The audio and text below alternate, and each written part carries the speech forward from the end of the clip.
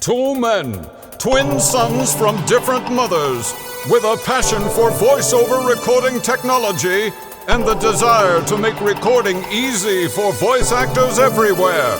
Together, in one place, George Whittam, the home studio engineer to the stars, a Virginia Tech grad with an unmatched knowledge of all the latest gear and technology in voiceover today. Dan Leonard, the home studio master, a voice actor with over 30 years experience in broadcasting and recording, and a no-holds-barred, myth-busting attitude for teaching you how easy it is. Together, finally, to bring you all the latest technology, the superstars of voiceover today, and leading the discussion on how to make the most of your voiceover business. This is VoiceOver Body Shop. And now, live from their super secret multimedia studio in Sherman Oaks, California, here are George Whittam and Dan Leonard.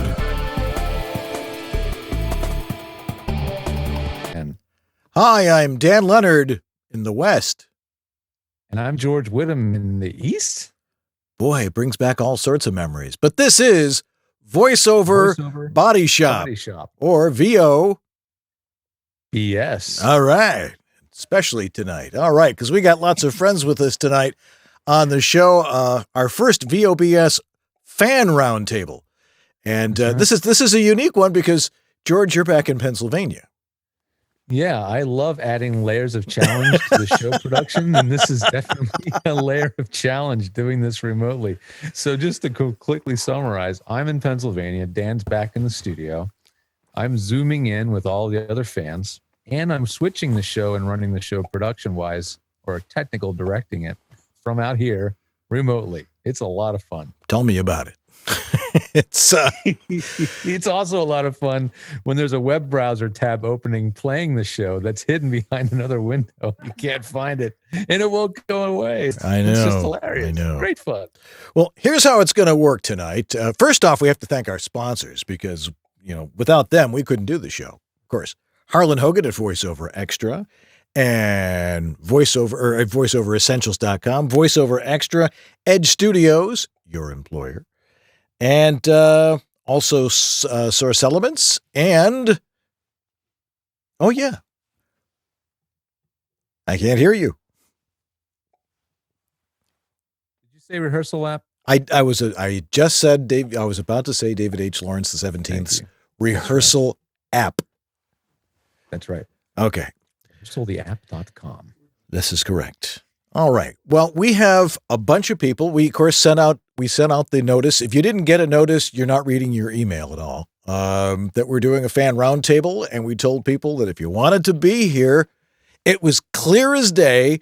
Write to us at the guys at VOBS.tv. Those that read the instructions and actually, paid attention, they get to be guests on our show tonight. Yay. And a nice group of people here tonight. Yeah, so why don't we go around the horn and see who's here? So let's do that. Yeah, because I can't really see the whole horn here. So I'm going to let you cue people here. You got it. Well, let's start with up in our upper left-hand corner, actually upper right-hand corner, we have Bill Mills, or W.K. Mills as he's known here. Hi, Bill. Hi, how are you? It's Bill Graff. Bill Graff. Thank you, man. Yeah, Yes. The Mills thing is part of a Google name. Okay, we Gotcha. won't ask. Where are you hailing from, Bill? Williamsville, New York. Oh, Williamsville, New York. How come We I knew never that. run into Yeah. you in Wegmans? I don't get that one. I just warmed up my Wegmans $7 meal. Formerly $6 meal. Yes, it's what up. They give you a little bit more, one extra side. Not but- really. No, they don't do that. Okay. All right. We'll be with you in just a little bit, Bill. Thanks for chiming in. Who's next, George? Great. Coming next around the wheel, we've got Howard Ellison, whose audio may or may not be working. Let's check and take a listen and see if Howard's there. Unmute. He's trying. We do know that Howard's in England. I can tell you that. Yeah. Maybe it just takes a Larry in the long center time for it to square get is over laughing the. hysterically and clapping like a monkey. Howard? No, we have no audio from Howard. Well, Howard. eventually he'll figure it out. We'll have to help you out with that sometime. But he's going to enjoy the chat room at least and be in the show. Then we have in the center square, we have Larry Hudson. Hello, gentlemen. Lawrence, From nice to see beautiful you. Los Angeles, California. Yeah, beautiful, but cloudy today. Cloudy today, and we'll take it. Any rain we can get, we'll take. Yeah, see, I told everybody I was bringing rain with me. And we appreciate it. So far, you succeeded. Yes, I have an entire room full of it. It's just open up the valve and. All right. All right. Shelly Avellino is next. Hi, Shelly. Hi everyone, how are you from sunny Las Vegas? Although Not sunny it's been today. cloudy today. Yeah, we've had Cloudy, storms today. Woohoo! Thanks for joining us. Yeah. Thanks for having me. Stay out of the You guys washes. don't know that Shelly is one of our chat room moderators too. That helps us keep the show going. So thank you, Shelly. Well, you're welcome. Next up, we have Marjani. Hello. Hello, where are you from, Rajani?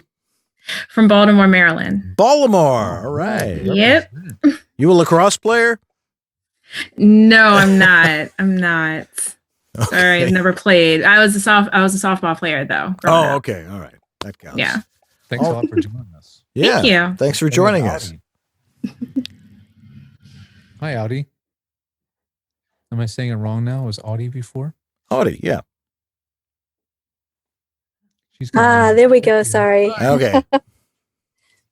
Welcome. Thank you. Thank you so much. And Where you're are you you're hailing you're from? from Burbank, right? Or Glendale? Where are you hiding from?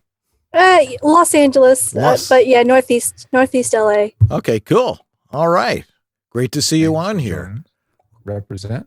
And Yep. from that also that quadrant of the world, Rebecca Davis. Yeah, Rebecca. Hello, everybody. Hey, babe, how you doing? We're doing good. We got the hard rain right now. Loving it. All right. See, I told you. I know Rebecca can't stick around, but it was nice for you to be able to say hi. Yeah. Yeah, I gotta go soon, but hi, everybody. Then we've got a good old friend of the show. We got Ed Waldorf. Where the heck are you, Ed? There's Ed. Good evening, ladies and germs. Coming to you from beautiful LA, Don't forget. Lower Alabama. Yeah, that LA. That's coming from the swamps down here in Alabama. All right. Yeah. Got my beautiful friend's home brewed beer, and I'm just happy as a clam. Isn't that a mixed metaphor? Oh, okay. But Yeah. And then we have Scott Chambers. Hello, guys. Hey, Scott. hey, Scott, how you doing? North Alabama. Doing pretty good. North Alabama. Bad to be Ed's neighbor down on the beach in L.A., Lower Alabama. That's cool, man. We got a couple Alabama nights. Right. Alabama nights? Alabamians. There you go. Alabamians? Does that mean we're going to fry up a mess o' catfish tonight? Roll Tide. All All right. right. Where you go? All right. Let's see if Howard's working here yet. We'll try Howard again. Yeah. He's pantomiming quite effectively, but I have to say we're not hearing him. Oh. Can you hear us, Howard? Just nod. I'd be happy to do a private Zoom session with Howard so we can figure out where the buttons are. Why don't you? That would be very kind. We appreciate that, Lawrence. All righty. Well, let's get back to our regularly scheduled program. Yes. What were we going to do tonight anyway, Dan? Well, You we're have doing a one fan roundtable. We have all these wonderful people here and people, watching the show live throughout the world. And what we would like tonight from everybody is one, if you've got a technical question or a question about voiceover in general, we can have a group discussion about it. If, it's a sort of like voiceover therapy. If somebody wants to chime in with something they want to talk about or a response to a question, feel free. And I think that will be a very effective strategy for tonight. So if you have a question or if there's a topic you want to talk about, raise your hand and we will throw you in there. Who wants to go first? Don't all jump up at once. Do I have to pick? Yeah, you have to pick because I can't see everybody who's on here right now. Okay. You can click the gallery button, Dan. It's okay if you want to switch to gallery. Oh, that would right help now, a it's whole fine with lot. me. There we go. All right. Okay. Why don't we start with one of the fresh young faces here? Because we've got Mirjani's up there. Why don't you go first there, kiddo? Okay. No pressure. None whatsoever.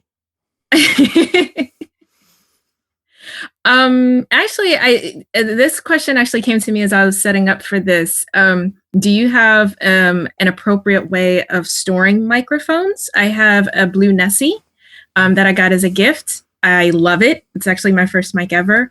I actually have not had to treat my room. So like I said, I got it as a gift, so I'm not really sure. I'm sure it is pretty pricey mic, but right now I just store it in the box it came in, which is kind of like it's not really styrofoam. I guess it is a styrofoam cube.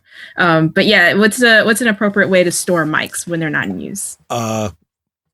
Well, I'll start with that one. Usually best, one, there's lots of varying opinions about this.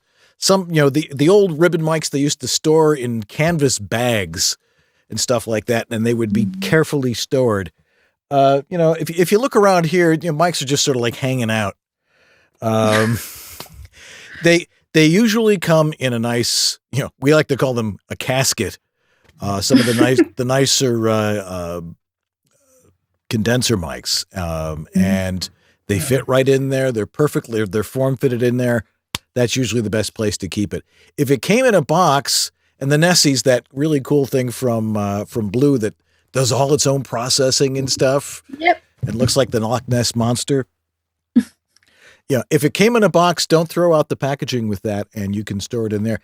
Generally, though, unless you you're living in a construction zone with lots of dust, probably best to just keep it in the box, or just leave it out where you work with it, unless you're always taking it up and setting and putting it back together again. George? Got it. Yeah. My dad, who's sitting right here, he's worked in the music sales for years, and he's seen stuff break and die, and it's actually not a good idea, for example, to seal it inside a plastic bag. Because if you live in a damp area, you're actually trapping moisture inside the bag. So, while it might sound like a good idea to put it in a Ziploc bag or something, that's something you don't want to do. But you mainly just want to keep the dust off of it. If you want to put a little sock over it when you're not using it, you can do that. But not a condom, apparently, my dad says. But okay. Not that he knows from personal experience. But a sock, anything to keep the dust from getting into the microphone. But I'll tell you, generally, they're almost in every studio I've been in, the mics tend to live, unless it's a really busy studio where they're changing mics a lot. The Crown Royal bag, Larry's holding up a Crown Royal bag. Got it. But studios that are busy, they tend to just keep them up. It's just, if you have a clean studio that doesn't have a lot of dust in it, it's not a big deal. So don't overthink it, but if you want to cover it with something, a cloth or something that just keeps dust from settling, it'll work. All right. Thanks. All right. Who's next? Holding up their socks. Yes. Their mic condoms. Thanks for the show and tell, everybody. Yeah, absolutely. All right. Well, that was an excellent question, by the way. So it was. That's one of the ones that we don't think about that a whole lot. I know. That's what's great about this, because there's certain things we just sort of stop thinking about after a while, and it reminds us to explore these things. Yeah. Sometimes I forget to breathe. When the wife gives you a kick, says, "You're not breathing." Very important. It is. It is. Who's next? Raise your hand. Shelly Avellino. Go ahead and unmute your mic. Yay, is it my turn? It is your turn. Woo-hoo. Well, I've actually got a question and also an update. I don't know whether you guys are aware, but me and a couple of other guys went to the DevLearn conference this past couple of days in Vegas. Mm-hmm.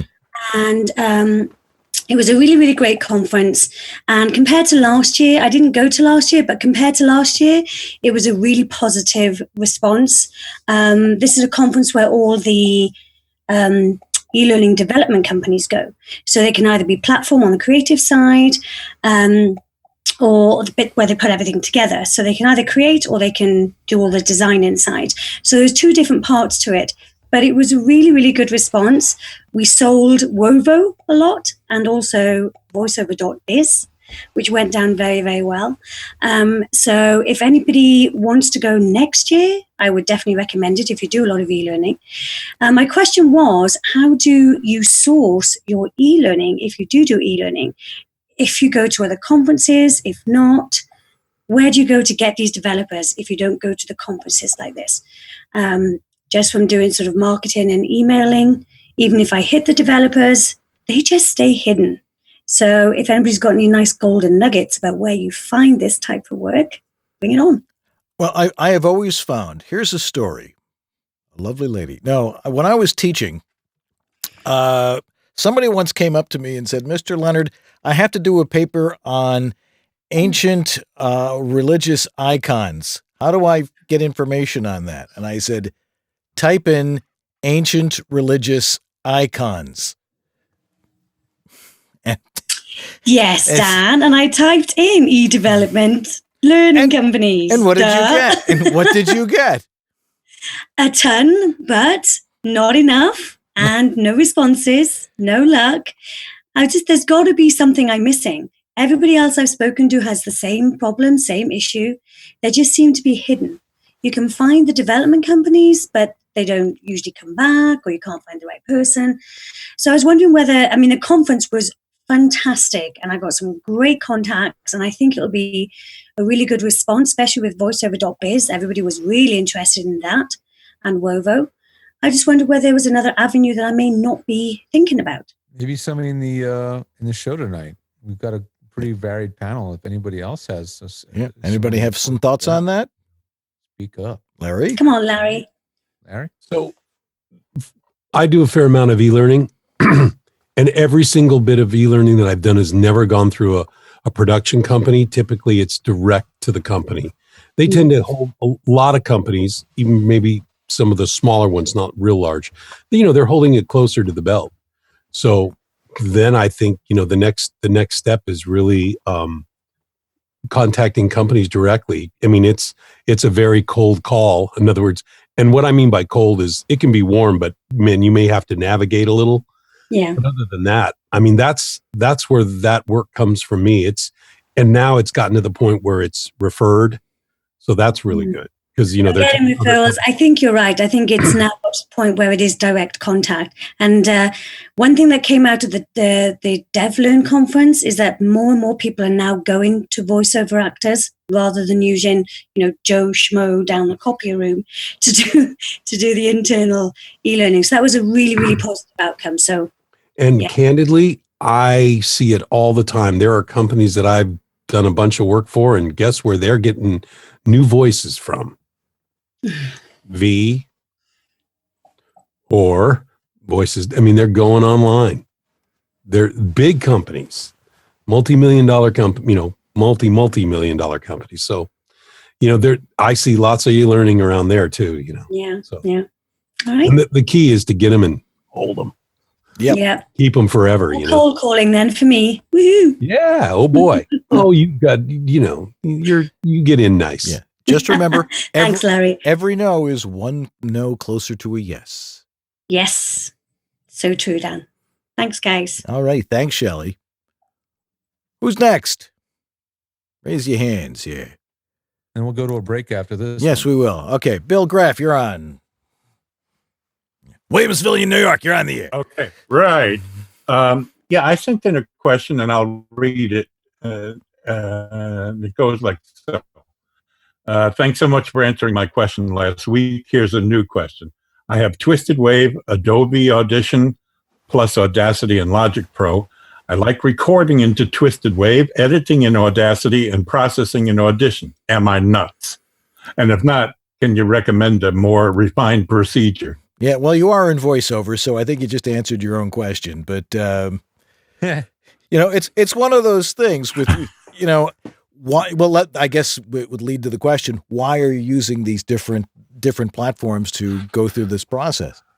Well, I'm kind of a newbie to your show. I've only discovered your show just as I mentioned once before, right after you moved, and you were the first people that I had ever heard mention Twisted Wave. So I got a hold of Twisted Wave and kind of like it for recording. It's very easy to do the recordings, and there are certain features in Audacity, like the ability just to hit a keystroke and you get to hear a couple seconds before your the part that you want to after what you want to cut out, and that seems to be a thing that's very helpful in terms of timing.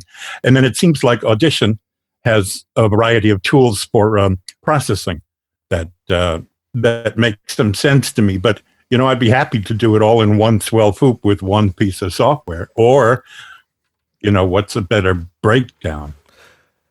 Well, usually the best way to record stuff is to record in one particular digital audio workstation. Now, if you have Audition is great. It allows you to record in single track, as does Twisted Wave, as does Audacity. So you can record in any one of them, but you can save yourself a step and just record straight into Audition and use all the editing tools in there.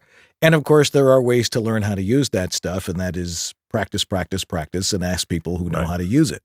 And that will, step up your workflow a little bit.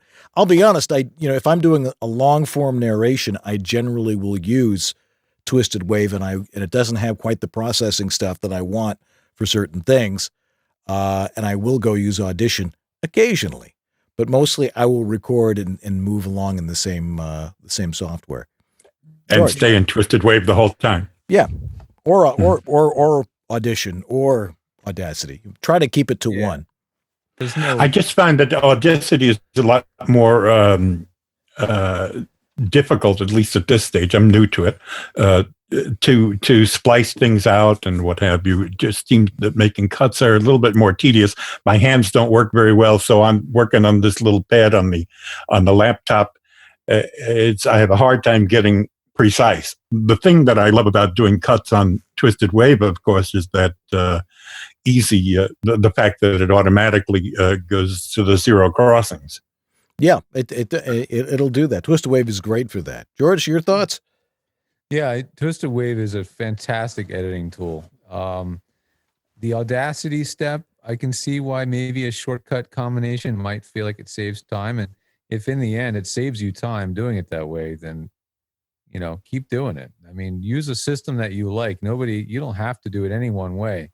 It just means that you're jumping from one to the next, and that could slow you down in the long run when you're trying to get a lot of work done, having to jump from app to app. Audition is really powerful, and it can really replace all the other ones pretty easily. But it's got a higher learning curve. It's got a higher learning curve, and it isn't quite as simple to edit with Audition. Mm-hmm. I find that Twisted Wave and Audition do complement each other pretty well, and I know Dan uses both, and I use both as well for different reasons. Haven't really found a strong reason to use Audacity, but Audacity is unique in that it's customizable, and it's got a huge user base of people that find out all kinds of crazy tricks that might save time. So, and it's free. So, in the end, use what you like. You have a system that works, use it. But the first one I'd probably eliminate personally would be Audacity from that. Mm-hmm. Okay. There's no degradation in going from a file to a file to a file. Is there, from one application to another application? There's no degradation of sound like you used to have with generations of tape. Right. If you're using WAV files, it usually isn't a problem. Mm-hmm. Or AIFF. Right. Yeah. Okay. Either one of those. No MP3. Yeah. Only ever go to MP3 at the very, very end of the process before you export, or at the export.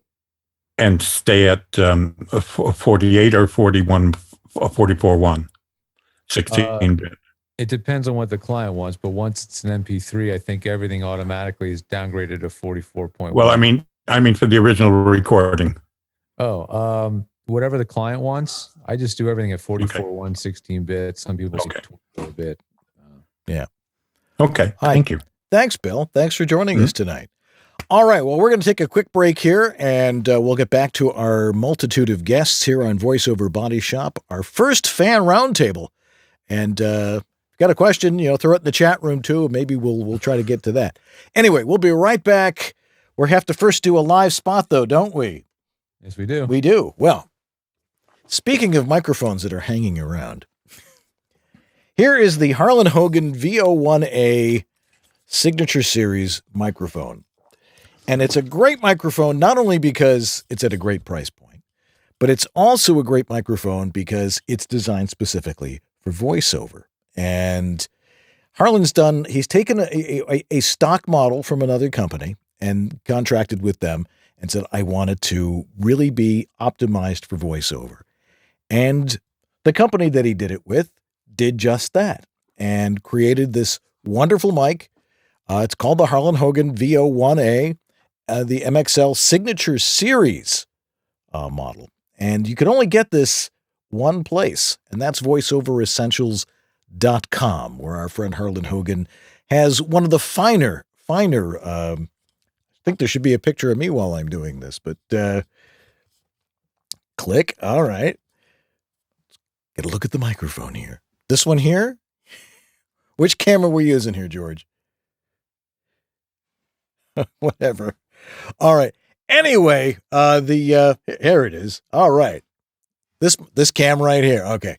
The VO1A, just look at it there. Go over to voiceoveressentials.com. One of the other great things about this mic is that Harlan does something that the other microphone manufacturers don't do. Most of them will give you a shock mount like this one. That's real easy to use. You just sort of squeeze it and the mic just sort of goes in there like that. So you can hang it upside down the way it's supposed to be used. But it also has really good webbing on it. And the webbing is made from a fine webbing material. But here's the other thing that he does. He gives you an extra set. Even though he knows this will probably never wear out, he gives you an extra set of these. So try the VO1A and just go over to voiceoveressentials.com and check out all the stuff that he's got over there. Aside from the microphones and the headphones and a lot of his Signature Series stuff, he has a lot of other cool things like books and accessories that will make your voiceover business all that much better because you won't have to worry about that stuff because he has it and then you'll have it. VoiceOverEssentials.com. If you go to the bottom of our page here, there is a link to Harlan Hogan's VoiceOverEssentials.com. Click on that. It'll take you right there. Thanks, Harlan. Man, there's one show that I can't miss. It's called VOBS. And a lot of people are like, VOBS? What is that? That is BS about VO. And I love VO. How much BS is going to be in this show? There's only one way to find out, baby. VO Studio Tech. Recording made simple. Hi, I'm Peter McHugh. This is Jim Tasker from Los Angeles, California. Hi, this is Bill Ratner in Los Angeles. Hi, this is Scott Rummel here in Yorba Linda, California. Hi, my name is Rick Wasserman. Hi, this is Tom Kane. Hi, my name is Vanessa Marshall. Hi, my name is Zurich. Hi, I'm Mary McKittrick. Randy Thomas chiming in. Hi, this is Joe Szymanski. Hey, this is Rick Robles. Hi, my name is John Patrick Armstrong. I was turned on to George by none other than Don LaFontaine, who always swore by his health. George is absolutely awesome. ISDN, Source Connect, Phone Patch, FTP, you name it, George has set it up. It's really the best thing I've ever done for myself. I feel free, safe, fearless, like anything is possible in here. Unless you like to look for opportunities to waste time, call George. And he did all of that, long distance over the phone and the internet. I'm very happy with George, and I cherish him. Thanks, George. You make it easy. Learning never ends. You continue to grow. Edge Studio has grown. Pursue multiple disciplines in tandem and grow your career. We've added new courses in a new curriculum. We picked the best coaches from the community of working voice actors. A new technology division, engineering and consulting, led by George Whittam. Follow your dream. Sign up for advanced learning or register for an introduction to voice acting or foundation studies program. See it all now at thenewedgestudio.com.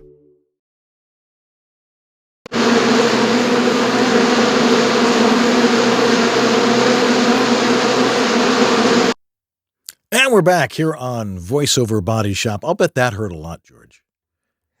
All those bees on I you. just love that one because Uncle Roy helped me put that together, and I figured since we're going to talk about Uncle Roy, put on the bees. Yeah.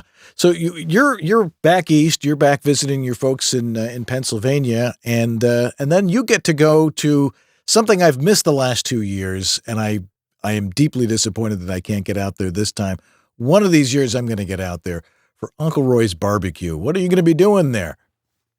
well, I'm going to be hanging out and having fun with everybody else, but I can't go empty-handed. So I'm going to bring my computer and a webcam, and we're going to hook into the sound system, and we're going to live stream this baby on VOBS.tv. So if you're one of the folks who wanted to be there at the barbecue and just can't be there and want to be able to see your friends, people singing, having a good time, go over to VOBS.tv on Saturday, and it's going to be, I'm not exactly sure when it fires up, maybe like 1 to 2 o'clock Eastern time, somewhere around there.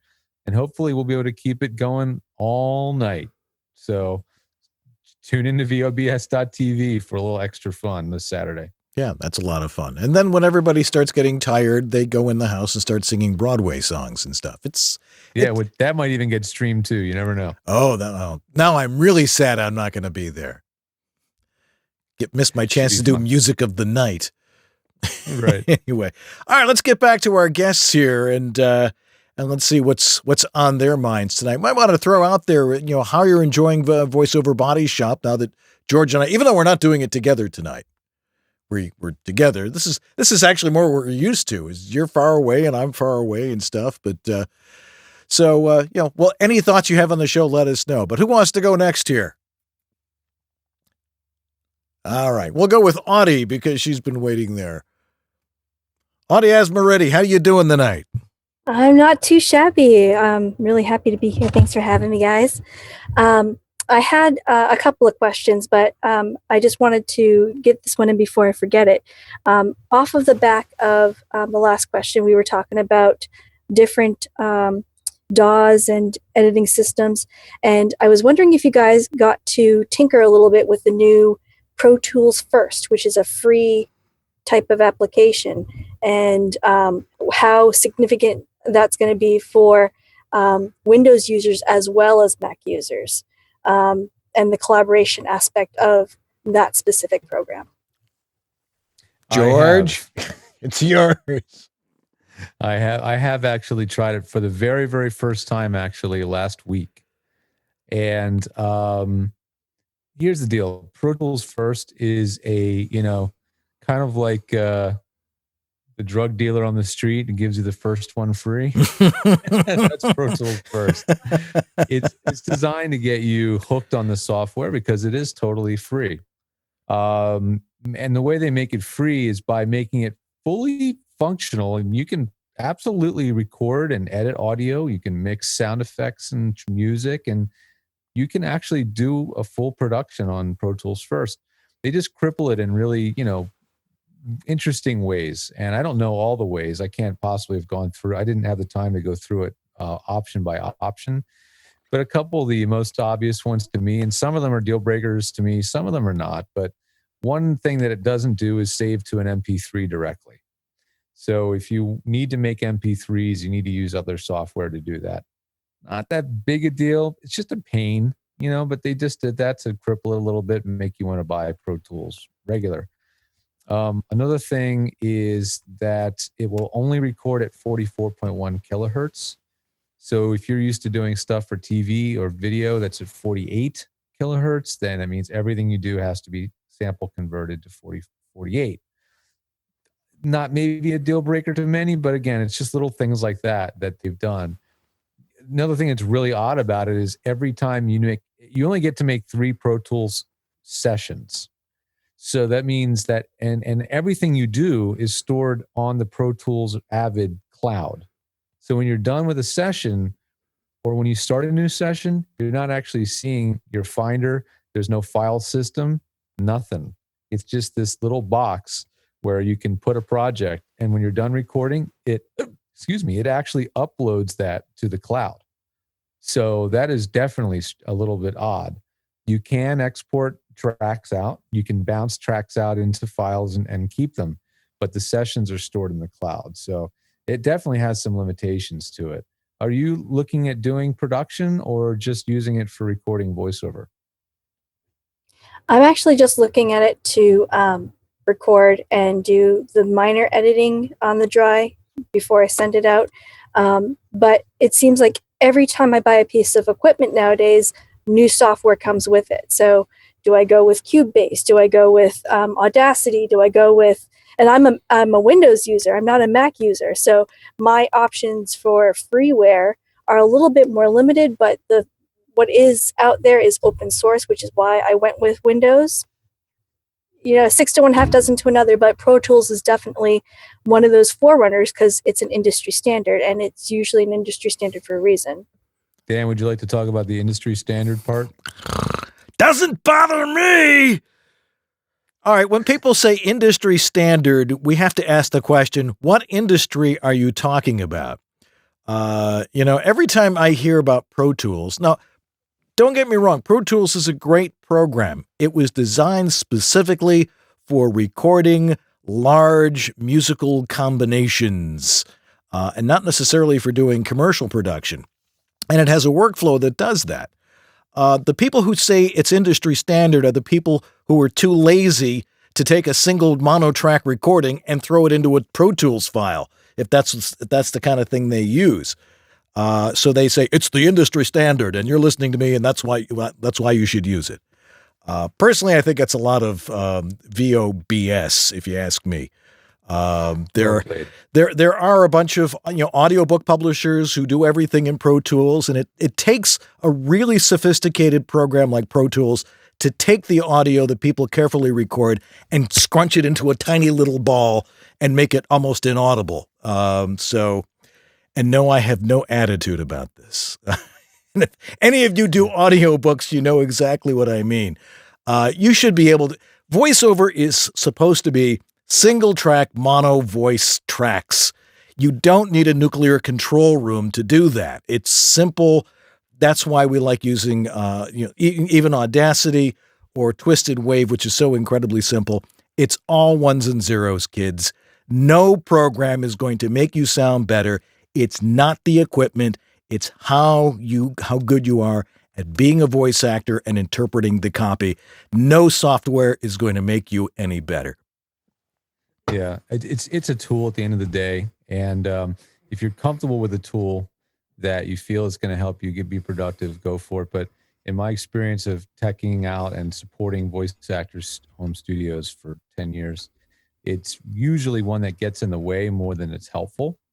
And so that's why we kind of have an attitude about it, just because we feel like it's just not the right tool. No attitude. There's no attitude here.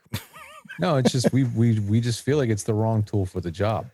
If you're on Windows, Audacity is fantastic. There's a huge, vibrant user base of Audacity out there. The majority probably on Windows, and it does the job. It does the job. My favorite though is Audition. Especially because it is cross-platform, but Audition just has the right combination of productivity, features, and whatnot. That's my favorite if I'm going to be on a Windows platform. Same here, but I'm not on a Windows platform, and neither is George. So,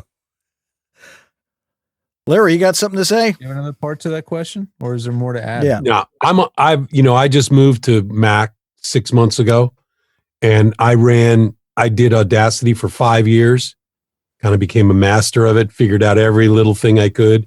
Certainly with the help of these two gentlemen, got some really nice settings to be able to do industry standard. So I did work for Disney on Audacity. It doesn't make any difference. And I've used Audition on both my PC and my Mac and had no problems on either one, on either platform. That's all. Yep. Second part, Shelley? Audie. It was Audie. Yeah, I just wanted to... Oh, sorry. Yeah, go ahead. Can I just skip in really quick? I also wanted just to follow up with another quick techie question. I had John McLean from Dog and Pony Studios here recently just to do a little tune-up on my booth. And he mentioned about recording straight to I use the Mac, straight to your Mac Pro or to an external drive. I record to a FireWire external drive. What are your thoughts on that? I know that a lot of people before John came here, I knew I should have really been recording to an external drive, but I wasn't, and it actually made a difference to my sound, and I had no idea. What are your thoughts on that, George? That sounds like poppycock and boulder dash. Really? The only way that recording to an external drive would be better is if there are less problems in terms of glitches, dropouts, distortion, things like that. Because if your internal drive is too slow, if it's too busy and it's hanging up the recording, recording to a FireWire drive could actually be better in that case. Yeah, I think that's what's happening with mine. It was just too slow. Yeah, if you're finding better sound quality, I have no technical reason for you that would explain that. That sounds like a, what do they call it, psychoacoustical thing? That just might think it sounds better, but it doesn't seem likely that's possible. So it doesn't really make any difference then? No. It's storing a 1 and a 0 in a specific combination. That's all the drive does. Okay. So Good to know. as long as it's doing it without interruption, you're good. Yeah. It's when the drive is interrupted because it's doing other jobs and it can't keep up, then you get the buffer errors and you get the drops in the audio and things like that. So I tend to be really big on recording to the internal drive these days because it's simpler, it's less to worry about, and most internal drives on modern computers are fast enough, especially if you have an SSD. If you're using a MacBook Air or any new Mac and you get the SSD solid state flash drive option, it blows away any FireWire drive in terms of speed. So really much faster. Yeah. But if you're on an older MacBook and your internal drive's getting tired, the FireWire drive might be I got an older Mac, so that's probably what the problem is. Okay. Yeah. All right. Thanks. Back to Audie, because she had another question there, and then Shelley jumped in there, but it's okay. Go ahead, Audie. Shelley. So my other question was totally unrelated, so it didn't even matter. So Okay. I'm glad that Shelley got to ask her question. But my secondary question is more related towards pay scale and the climate and the union possibly going on strike and audiobooks not doing so well for newbies and things like that. So my question, with all that preface, is as a new person coming into the business, I mean, of course, I'm ready to do a lot of auditions and beat down a lot of doors. And you guys did some episodes with some great roundtables with the pay to play sites and things like that. But really, what should I be charging? Because there are some mindsets where they're just like, get your name out there, do the work for free, do some volunteer stuff. And then there are other people who are saying, don't charge less than $250 for a job, because then you put everybody else's name through the mud. So that's my question. What do I do? I wish JS was in here with us on that. It's not my field, so everybody else has more to contribute here. Yeah. I was. JS Gilbert, I see, is in the chat room there, because I know he would have a number of things to say about this, especially when it comes to rates. Rates are everything right now, and I think that the way the business is going, I hear people saying that rates are being driven down. I see that there's low stuff, but I'm also seeing a lot of very good paying work out there as well. The fact of the matter is there's more work out there every day than there was the day before. And thing is there also seems to be just as many, more voiceover actors out there as there were before. There's a lot more. It seems to be increasing. So it's like supply and demand seems to be staying about the same. What do you charge? Generally, and I think some of my more experienced cohorts here will probably agree, we generally don't like to talk about how much we charge. It's one of those private little competitive things that it's sort of like standing up in an office and going, hey, my salary is this much. And because nobody knows exactly, how much the other person is making. So it's important to think about that before you say, well, you should charge this much. the best place to go, if you have like, say, the voiceover resource guide, for Audio for You for the Los Angeles edition, the SAG-AFTRA rate card is in there. And there are a lot of other places. I know in the worldvoices.org site, worldvo.org, we also have a couple of rate sheets that are in there as well. We don't say, well, that's what we're charging, but those are the standard rates that people should be thinking about. And our good friend Connie Terwilliger always has a great line about that. She goes, ears and eyeballs. When you're looking at a job, how many people are watching it, how many people are listening to it, and how long are they going to be listening to it, and try and fit that into what you're doing. As far as doing stuff for free, that's up to you. Generally, if I do something for free, it's because it's something I believe in and I feel like I'm contributing to whatever it is that they're doing. Student jobs, let other students do those types of things. If you want to be a serious professional voice actor, do what you feel is best. And I'm sure other people might have some other ideas about this. Anybody else have any thoughts on that? Howard, I think it's. Go ahead. Oh, sorry. Okay. Yeah. All right. Howard, can we hear you yet? Still no Howard. Darn. Oh, because I really wanted to hear from him. But so give it in sign language. See if that helps at all. Type it in the chat room, Howard. Type it in the chat room.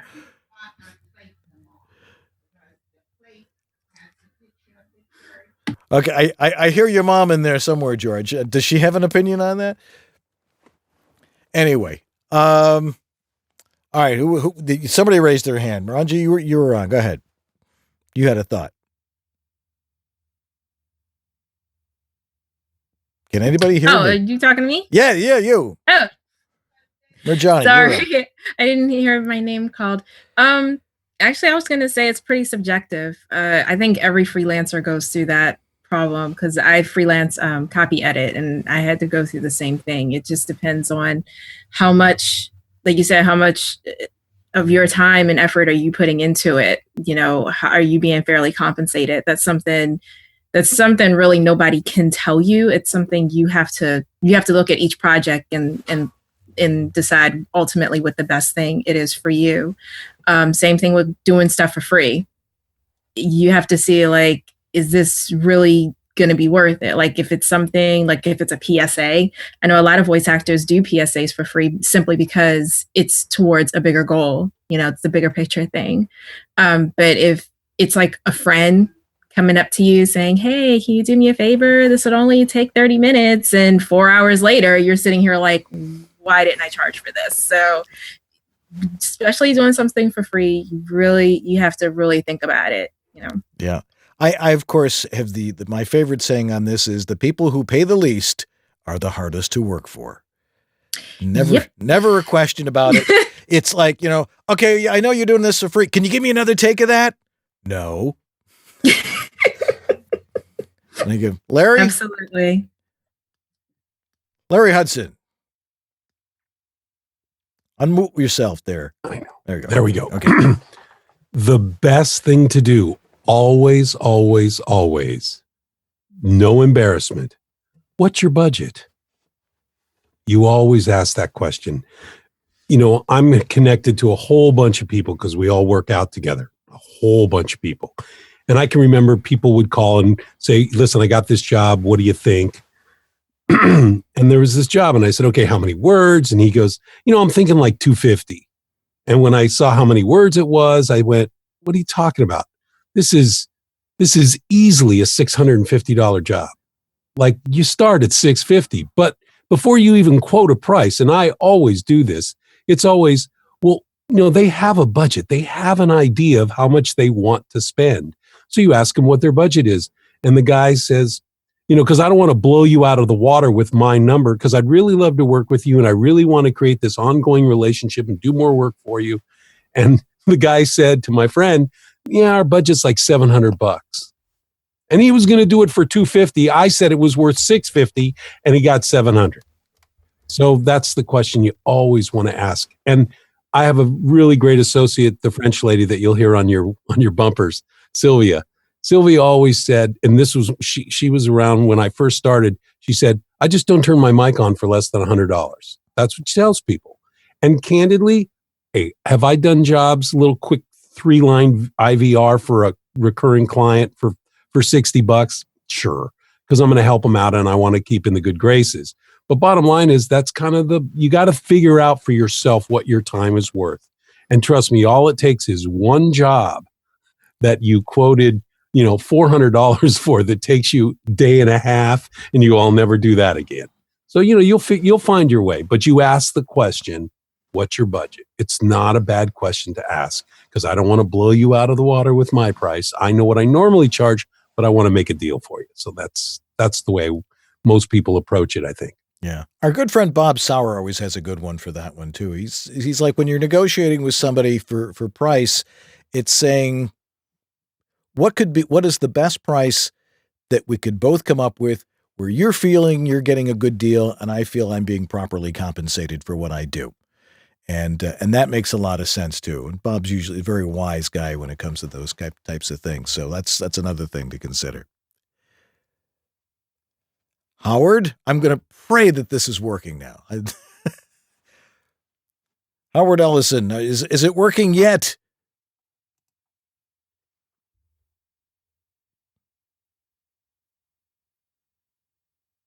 That'll be a no. I'm going to take that as a no. Oh, well. All right. Well, maybe we should take a break right now and we can talk about some other stuff. So gather your questions. If anybody has in the chat room that has a question they want to throw out and open for discussion, we can do that as well. And let's talk a little bit about VOBS and your thoughts on the show so far since George and I started doing it together, and what your suggestions are for doing the show. We want to make it a little bit more entertaining. Not that it wasn't entertaining before, but we want to take it to a next level and really have some fun with our guests and try and educate you and entertain you at the same time. So if you have any thoughts on that, bring them up. Let's talk about them. All right. Well, I guess I have another live read here, don't I? Rehearsal app from our good friend David H. Lawrence, the 17th. So now the copy is over here on this computer, so I can read it here, but it's supposed to be what we call a live read. So this camera over here. Eventually we're going to get tally lights and I'm going to know exactly what camera I'm going to be on here. So, all right. Well, as I mentioned a couple weeks ago, I did a play and I couldn't remember my lines. It's like, rehearsal's important, but I couldn't remember them. The way to learn your lines is repetition. And our good friend David H. Lawrence, the 17th, has an app that helps you with this. It's called Rehearsal, the app for actors. And it helps you learn your lines, get off book, and book more work. That's what it's all about. You want to be able to book work. And actually, and I think I've mentioned this before, if you're recording stuff and you're auditioning and you have time, if you can learn the lines before you actually have to read it, everybody's always saying, make sure you don't sound like you're reading it. Well, if you practice it and memorize it, at least paraphrase it most of the time, it gives you the ability to really approach copy very, very fresh and not actually sound like you're reading it. So memorizing the copy is a big, big help. And it allows you to let your brain be a little bit more creative. So it's been, I hate to use this phrase, but for this particular app, it's been the industry standard for the past 5 years. It's used by professional actors, even on Broadway. I'm betting Billy Crystal and Nathan Lane use this. We'll find out. I guess we'll have to ask them when they're on the show. And it's used in studio films by A-list actors, students, and everywhere in between. Now, Rehearsal app is the only app that lets voiceover talent audition from their iPhones or their iPad or their iTouches. If you can record on your iTouch, this app will work on there and you can send it in from there and send native MP3 right from the device. Now, one of the ways you can do that, of course, is in your car. We found that's one of the best places to record is in your car. And if you're like, you get a phone call, make sure you pull over first before you do it, and you've got to do an audition. You can actually use the rehearsal app to do that. So, and coming soon, a new rehearsal app. It's time to go pro. So go on over to rehearsal.pro and back their Indiegogo campaign. And if you can't be somehow the copy's just sort of like missing here. I half off. Yeah, Dave, fill us in next time you figure it out. But if you do it now, get the earlier bird special price on their Indiegogo campaign of 50% off. So I think that's what he was saying. Do the Indiegogo campaign, help fund the development of this app, and you'll get it for 50% off if you're an early bird on that. Go get it. Rehearsal app from David H. Lawrence the 17th. Thanks for sponsoring us, Dave. We really appreciate it. Yeah, thanks a lot, David. You're the man. All right, we'll be right back. Don't go away. Learn the latest in voiceover technology. Business. That good old-fashioned acting. Hey, Paul, I really like your suit. Where did you get it? It looks good on you. This is VOBS.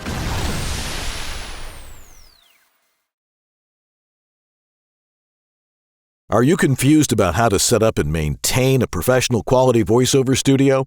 No wonder. The information out there is mostly mythology. This is the best microphone to use. You'll have to have a preamp. You need a soundproof booth. This software is the best. Your audio must be broadcast quality.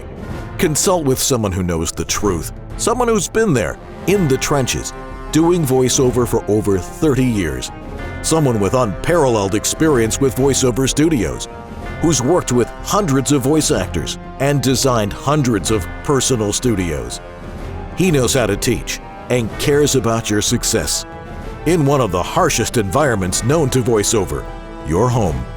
Dan Leonard, the Home Studio Master. Separate myth from fact and get a handle on your personal voiceover studio. Contact the Home Studio Master at homevoiceoverstudio.com. Drop off a specimen of your dry audio for a free analysis.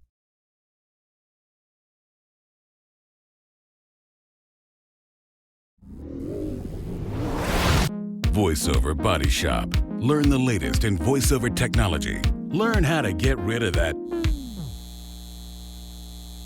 VoiceOver Body Shop, 9 Eastern, 6 Pacific, on VOBS.us.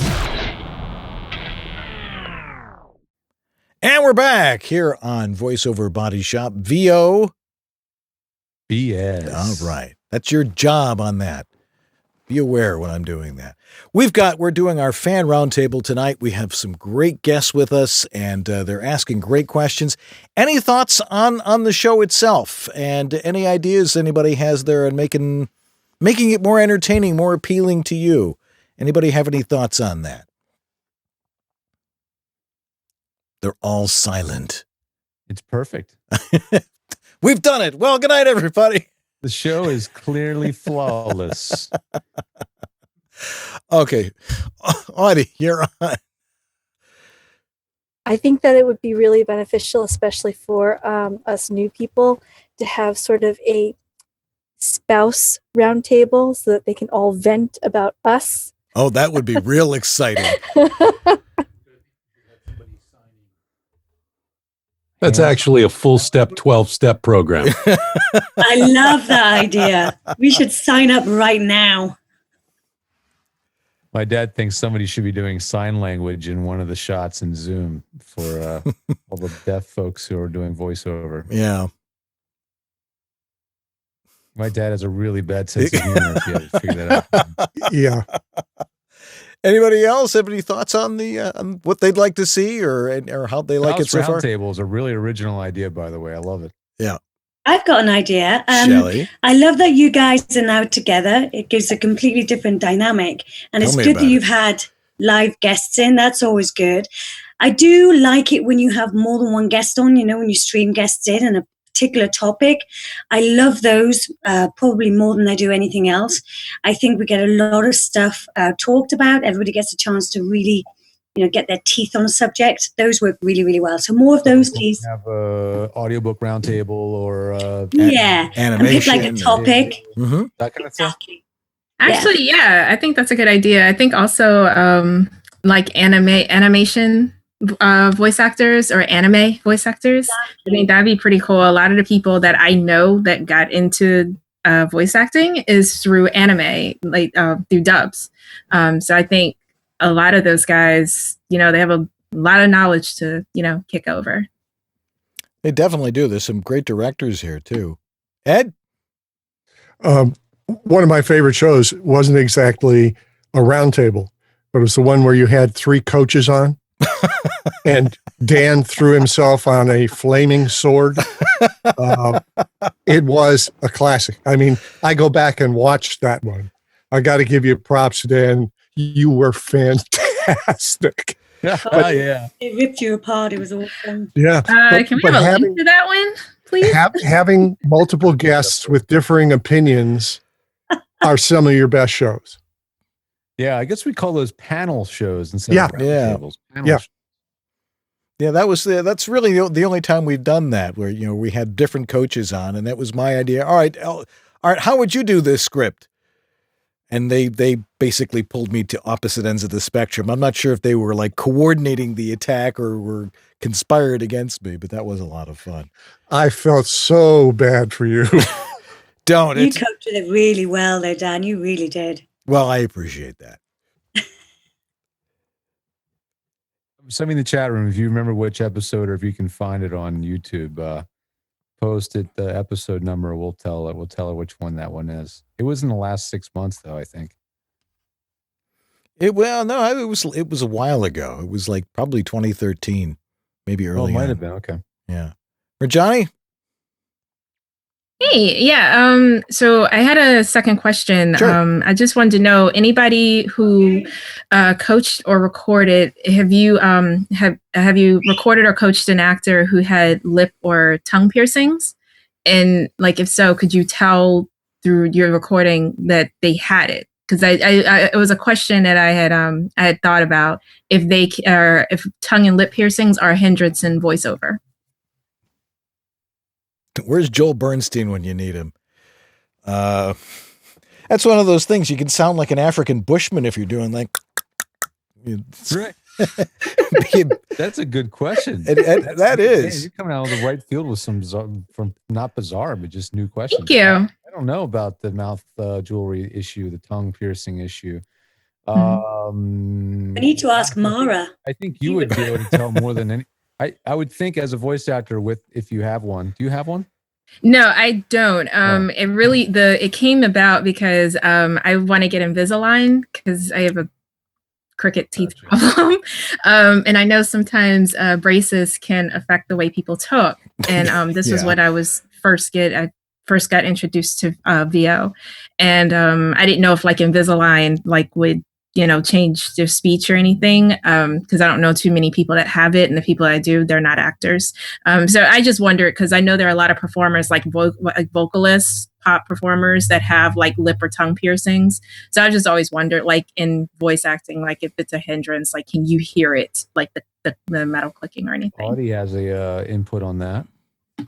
I do have input, not so much on the acting side, but it does relate to the acting side. As a vocalist, it will change any body modification you make to the shape of your mouth. It will change your enunciation, how you attack certain words.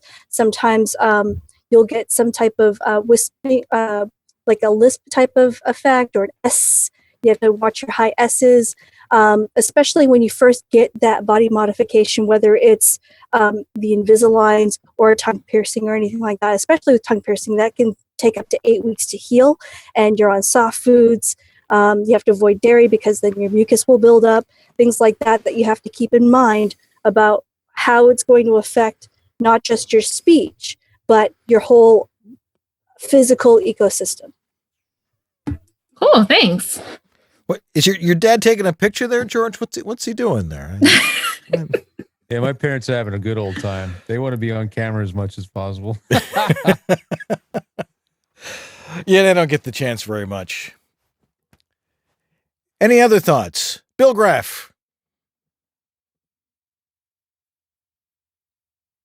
Yeah, I wanted to go, first off, the show itself is so informative and it's already so entertaining that I don't know what you can do to improve the entertainment value. It really is wonderful. And it's also very informative. The ideas that have been presented so far, as far as the different panels, et cetera, I think that's a terrific idea. And it'd be nice if there were some more of those. But going back to a little earlier, someone was asking, first off, about Pro Tools. And the one thing you see if you're looking at the YouTubes and this and that about Pro Tools, the one advantage that it seems like we would have would be this punch and roll. Do you have an alternative for punch and roll? Absolutely. In either Twisted Wave or Audition. There are some hacks people have come up with to make a punch and roll type thing work in Twisted Wave and in Audition as well. They don't do it natively as a feature, and they don't work exactly the way punch and roll works in Pro Tools. There is a lesser known DAW or software that is getting to become far more popular in recent years or so, especially in the last year since Pro Tools 12 was announced and going into the cloud and all this stuff. And going into a subscription model. There's one called Reaper. Reaper.fm is the website. And it does punch and roll beautifully. And one thing it can do that Pro Tools still cannot do is allow you to do punch and roll without having to wear a headphone. Because with Reaper, you can hear the pre-roll of where you want to pick up from, and then it'll start recording. And the second it starts recording, it mutes the playback. So you don't hear yourself coming back through speakers. And so punch and roll with no cans on is a reality with Reaper. So for some voice actors that do books that find that helpful, it's a lifesaver. So that's a really cool thing about Reaper. But otherwise, the recording, again, like before, would you have to then switch over to something else for editing, et cetera? You know, those that use Reaper, it's a learning curve. I don't think it's I don't think anything is as quick and easy to edit on as Twisted Wave, having used everything. Yeah.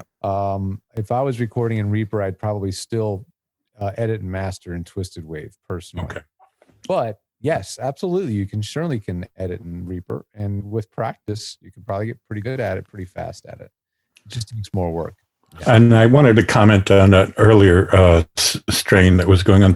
We're talking about essentially pro bono work and trying to find vehicles for doing things for free as opposed to scale, et cetera. And, I just today found the website for that world organization, the World Voices Organization, and they've adopted a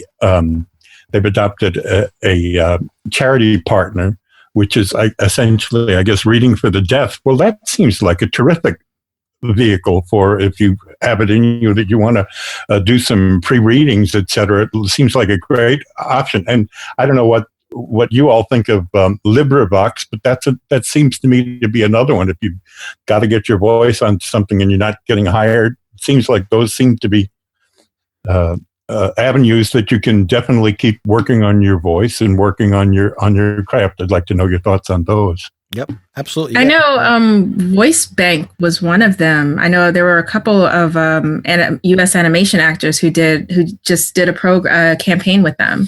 I think it's voicebank.com that you can lend your voice, and they use it for people that are handicapped for like the voice activated controls. Oh, Voice Bank? I didn't know they were doing that. I think it was Tara Platt and Yuri Lowenthal. They would know. They're two U.S. Animation voiceover actors. They do a lot of voiceover, but I know that they did a campaign recently with that. Yep, great. Hey, Scott, wake up! Down there in the lower right-hand corner. We haven't heard from you in a while. What's up? I'm a little quiet tonight. Yeah. Actually, I want to ask a question. Go for it. Totally changing the subject, but I'm in my third full-time year now, and I just recently had something hit me pretty hard, actually. I lost one of my biggest clients. And has anyone dealt with complacency before, where you have just like a, milk and honey type job where the money comes in every week and you're like, hey, it's coming in, and you kind of back off looking for work? Has anyone ever dealt with it? I think there will be a unanimous, nod from just about everybody in the room here that it does happen. I have found, and I'm sure everyone will agree with me, the business is very cyclical. It's you're either hot or you're not. And just when you think you're down and out, I find that if you just go, look, they've hired me before, just keep doing what you're doing. Eventually it'll happen again. As long as you believe in yourself and you're putting yourself out there, eventually the work will come back. Losing a big client sucks. There's no question about it. I've had some big clients and I've lost them over the years. I worked in radio. You work in radio, you're going to get fired. It's just the way it is. It's like being an NFL coach. It happens. So what you want to be able to do is, even though you've got a big client, don't get complacent and always look for more work. And what you want to do is you want your clients competing for you. So the more clients you have, the more, the less you have to worry about that sort of thing. Yeah, I think it was something really tough for me to even admit, because it sucks. No one wants to lose a client. It really hurts. But yeah, complacency, it'll get you.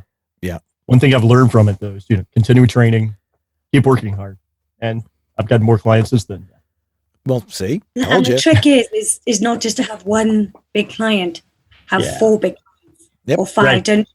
Don't put all your eggs in one basket. That's easy to say, harder to do. But I always try and keep, a handful of big clients as much as I can. Yeah, that's a good point. This one client accounted for about 1/3 of my yearly income. So yeah, it stings. Yeah, that does. Yeah, the one thing about complacency is, and that's it goes across the spectrum of all business. No business will function on autopilot, and so complacency is probably one of the first things that you have to really strive to avoid in any endeavor, including just skills and techniques. Yeah, and as freelance actors, as freelance business people, as people who live by what we do, we have to get hired every day, or try to get hired every day. You got to do it every day, otherwise, you're going to fall behind. Shelley? And you have to market every day. You never ever stop marketing. It's the biggest thing in this business. We're businesses. That's what we are first and foremost, and we have to feed that pipeline constantly. If you don't feed that pipeline constantly, then it's going to run out and nothing's going to come out the other end. That's my analogy. Just got to keep feeding. Don't stop. It happens at the very highest echelons of voiceover, because you can land a promo gig that can pay all your bills and your mortgage for you, no problem. Until it's gone. You can have that for 8 years, and then one day they're going a different direction. It's gone. Yep. So, it happens to everybody, even at the very top. Yeah. Ed, way down there, your thoughts? One thing that somebody pointed out to me, and you talk about cyclic, there's also seasonal. If you pay attention to your clients and when you get the work, as you go along and you pick up more clients, and CRM software, customer relationships software, can help. And you will begin to learn when the work for what clients comes in, and you can try to fill the voids with other clients in the same industry. So if you get your auto work that comes in twice a year or on major holidays, then you can look for other seasonal work that occurs at other times. There's the summer season and the fall season and the winter season. And as you go along, you can sort of even out those hills and valleys. And another one to keep clients, always, it's so simple, but people sometimes forget. Always thank those nice clients. I don't send out gifts because a lot of my clients are international. It'll cost me a blimmin' fortune. But I always handwrite cards always just to say thank you. It was so great working with you, blah, blah, blah, blah, blah, the usual. And the amount of great feedback I've had just from taking the time to handwrite a card gets more, good feedback than anything else I can imagine. And that's how I keep my clients. Just give them that little nice personal touch. Absolutely. It works for me. Yep.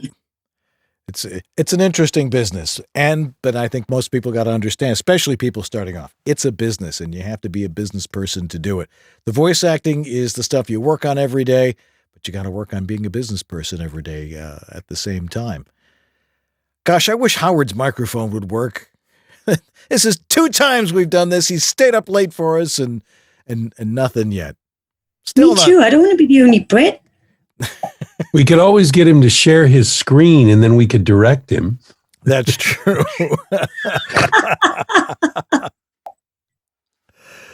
Anyway. That's why I was laughing. I feel bad. I know this is the second time I've been on here with him and he's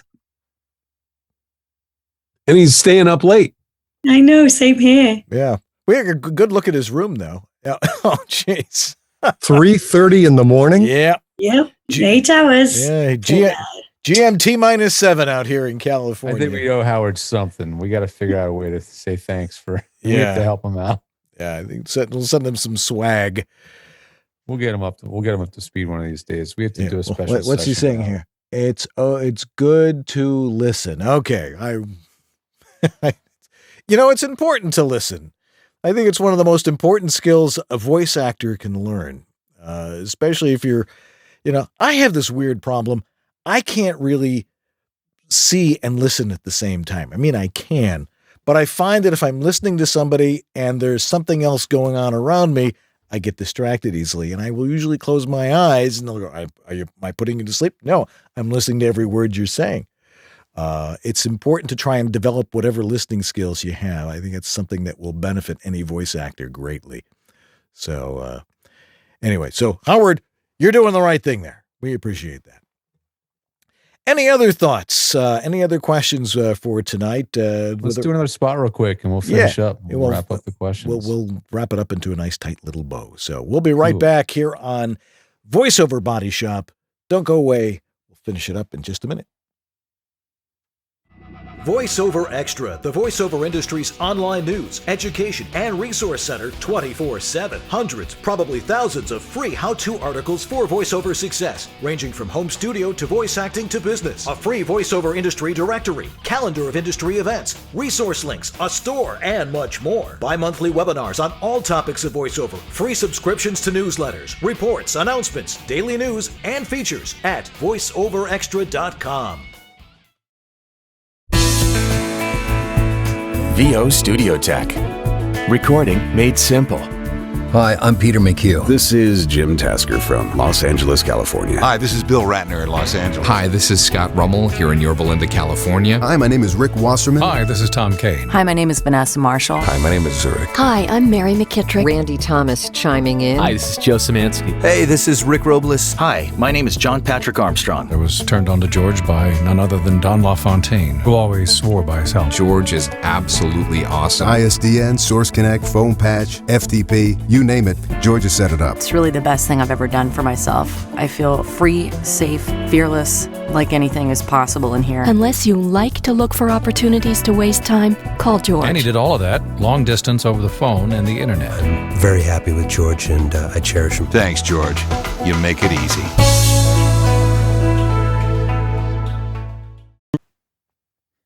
Hey, everybody, welcome back. I want to thank a new sponsor of the show that's been with us for the last month or so, and that is Source Elements.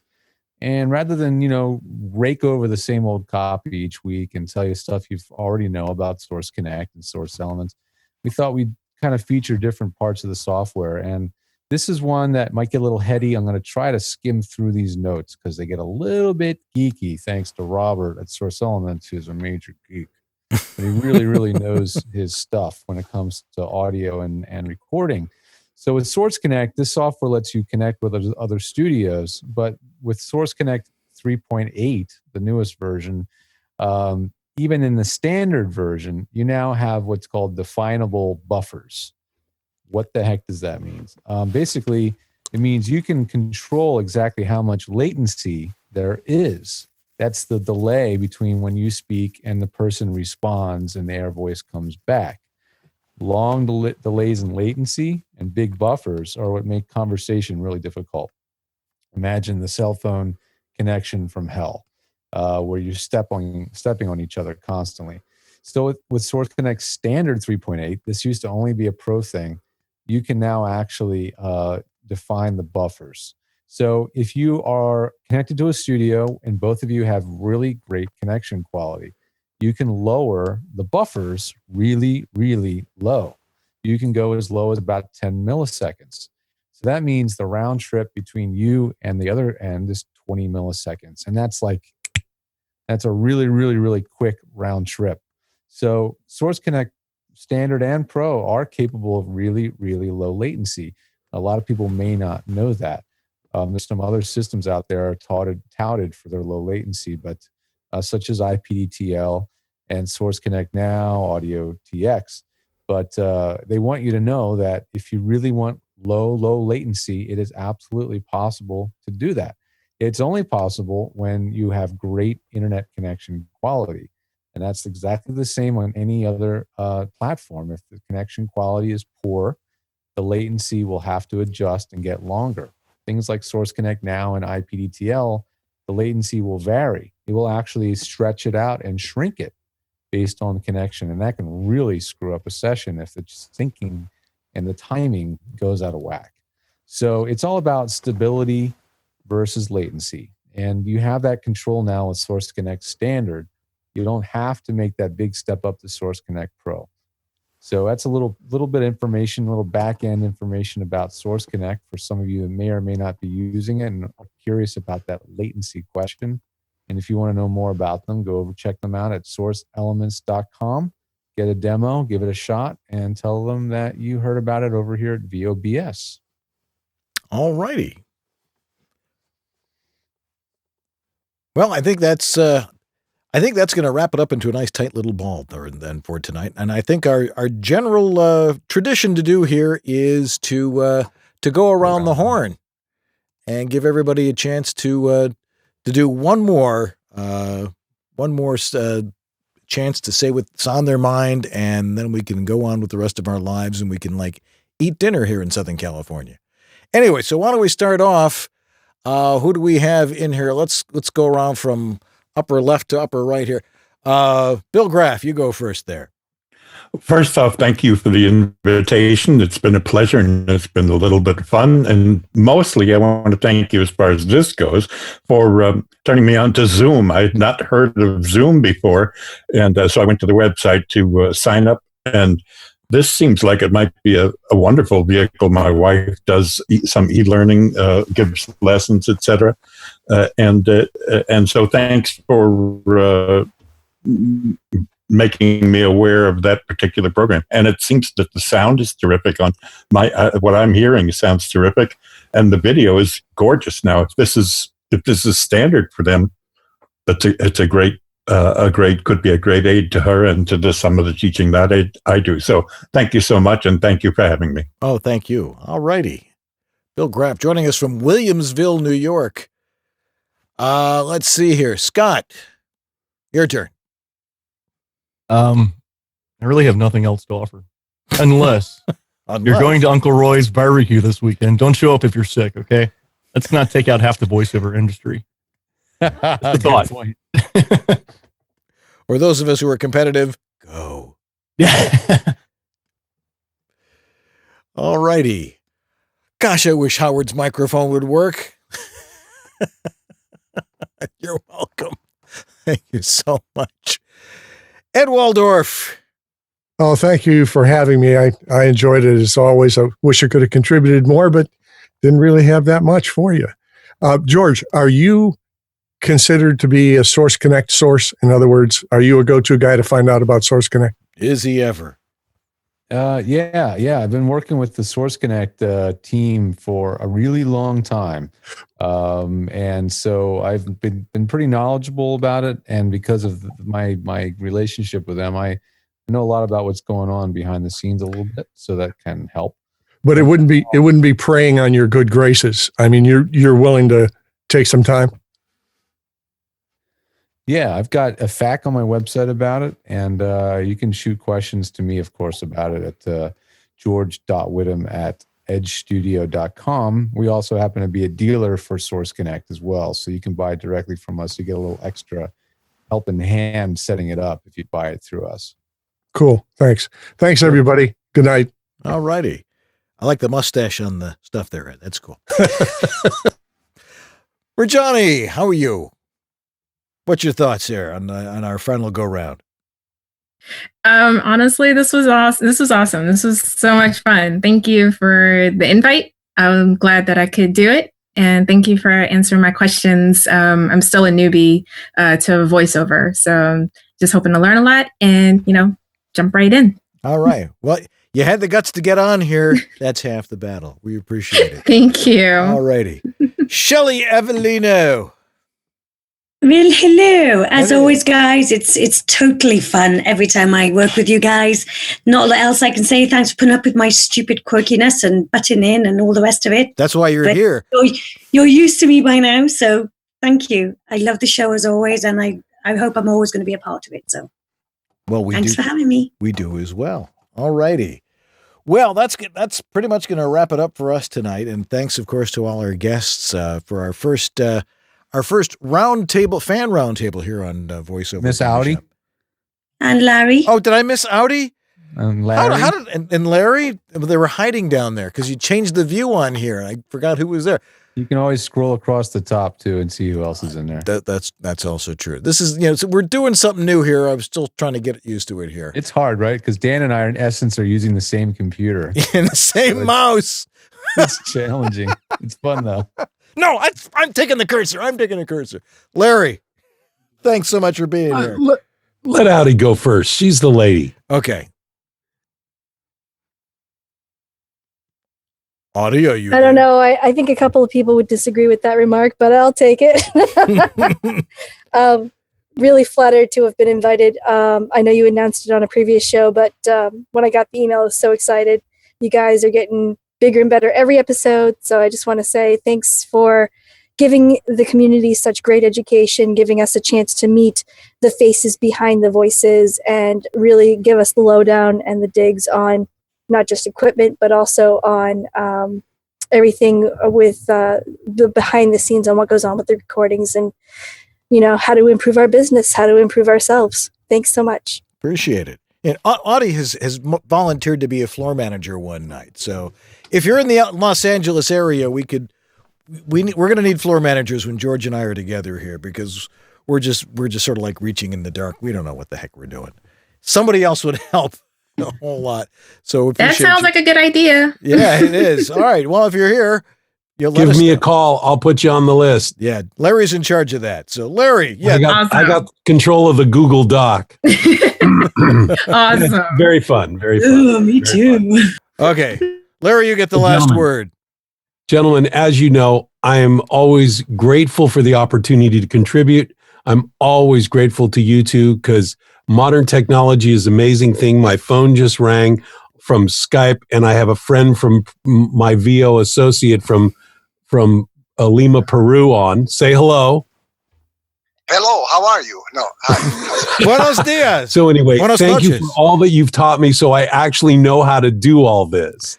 And it was really a pleasure tonight. Thank you so much for allowing me to be a part of the roundtable. And have a great week. Enjoy the weather, George. Hopefully it won't get too bad. George, is George there? There he is. Okay. All righty. Well, what's coming up here on the VoiceOver Body Shop? See, I'll be back next week. Yes, you'll be back. I'll be here. So I'll be back next week and flying back just in time for Columbus Day and our Chuck and Stacy from VOBS Weekly show when they're going to be coming into Stan's studio live. And that's going to be our first time having them on the show in our new studio. So yeah, wonder if they'll bring an entourage with them. Yeah, it's going to be great. Could be interesting. And I think we're looking for live audience members for that. So I don't know how we're casting that, quote unquote, but I think if you want to be there live, it doesn't hurt to email the guys at VOBS.tv.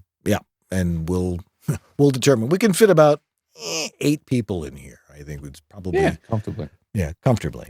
And cool, too, because it's nice and air-conditioned in here. October 19th, Christina Milizia, president and voiceover coach for Global Voice Academy. She'll be here in L.A., and she'll be here in our studio. And she's, I hear, a great coach, so we should be able to have some fun with her and see what goes on with that. And then on October 26th, you don't want to miss this one either, because the Hulu guy, Dave Fennoy, will be here. And he's always, I mean, aside from being a great voice actor and a great voice, he's a really nice guy, and he's really committed to helping our industry be a better place. And I'm looking forward to having him here in our studio. Yeah, and he's going to have some awesome stories from the trip that he's on right now with our guest who will be following him up, Adam Harrington. They're both overseas. I think they've been in the Middle East. Yeah. So they're going to have some incredible stories to share with us from that trip. So that's they're in Bahrain. Bahrain. Okay. Not one of the worst places in the Middle East. No, hopefully not. No, it's actually a pretty nice place from what I hear. All righty. Well, let's see. What else? Well, we need to thank our donors of the week. I can actually read off the donors of the week this week because cool, man. I can see them. Let's see here. We've got, I was able to see it before, but now I can't see them. Okay, here. We know Dave Smith. Thank you so much. Jeff Chambers, who's been on the show tonight. Thank you, Jeff. We really appreciate it. Advanced Events. And who is the other one there? I can't quite see that. Amy Sorensi. And, well, of course, Amy Sorensi. We appreciate all her support every week. And, of course, Eric Aragoni. That's right. And anybody else. For all those contributions. Yeah. And if you want to donate to the show and you're on our website watching the show, which you probably are, right above our gorgeous heads is the donate button, and we really appreciate it. It helps defer the cost of doing this entire show and makes us upgrade it. Wait till you see the upgrades we've done. Now we have a teleprompter. Yeah, but we're not slowing down. No, we have a teleprompter now. This is going to be really cool because I'll be able to look right in the camera and read this stuff as opposed to make it up. So all this practice we've had BSing the show all this time, and now you're going to make us read off a teleprompter? Well, I'll still ad lib around it. It'll help a little bit. Okay, what else we got here? Thanks. Let's see. Show logs. I wonder what Jack's going to do with all this stuff. Good luck, Jack. Yeah. Jack Just Gullia. keep it simple, man. Summarize it. Yeah. The show logs, very useful if you're watching on YouTube. The podcast version is on Stitcher Radio, iTunes, and it is on our website. Oh, it's on the website now, too. Yeah, VOBS.tv, upper right-hand corner. There's a button that says podcast. Outstanding. You can listen in the car. If you're like driving between Vegas and L.A. or, Louisiana and Chicago. Washing the dishes, changing the carburetor on your 1949 T-Bird. Wait, is there such thing as a 49 T-Bird? No. Never mind. You'll be spending a while doing T-Bird, that. Sorry. Yeah, that's right. I believe 50 was the first year.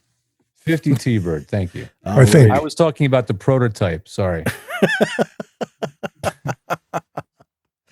All righty. Of course, thank our sponsors, Harlan Hogan at VoiceOverEssentials.com, VoiceOver Extra, Edge Studio, your employers, and Source Elements, the wonderful folks who bring us Source Connect, and, of course, Rehearsal App from David H. Lawrence, the 17th. I can't wait to try that. I think I'm going to find need for it in the near future, so we'll check that out. Like to thank our wives. Marcy, a little under the weather tonight, so it's good we didn't have people here. It worked out well. And my wife, too, I'd like to thank profusely because I will be out of town for 10 full days, so she will be watching Ella that whole time on her own. So thank you so much, Amy, for being able to do that. Yeah, it's all part of being a parent. It's apparent that you're apparently. Apparently, yes. Also, Kathy Curtin, our fantastic producer, for getting all these fabulous guests that we've had on the last few weeks, and Jack DeGolia for the show notes, and Anthony Gettig for monitoring the chat room, and of course, Shelley when she fills in when Anthony is busy and can't join us that night, and we appreciate that, Shelley. And of course, let's see, Lee Pinney for being Lee Pinney. But he's also helping with the podcast. Anyway, that's going to do it for us tonight. And thanks again to all of our guests who were with us with all their great questions and thoughts. And I'm Dan Leonard. And I'm George Whittam. And this is Voiceover Body Shop, or VOBS. All right. Good night, everybody. We'll see you next Monday night with Chuck and Stacy. Ought to be fun. Have a good week. Good night, everybody. Bye. Good night.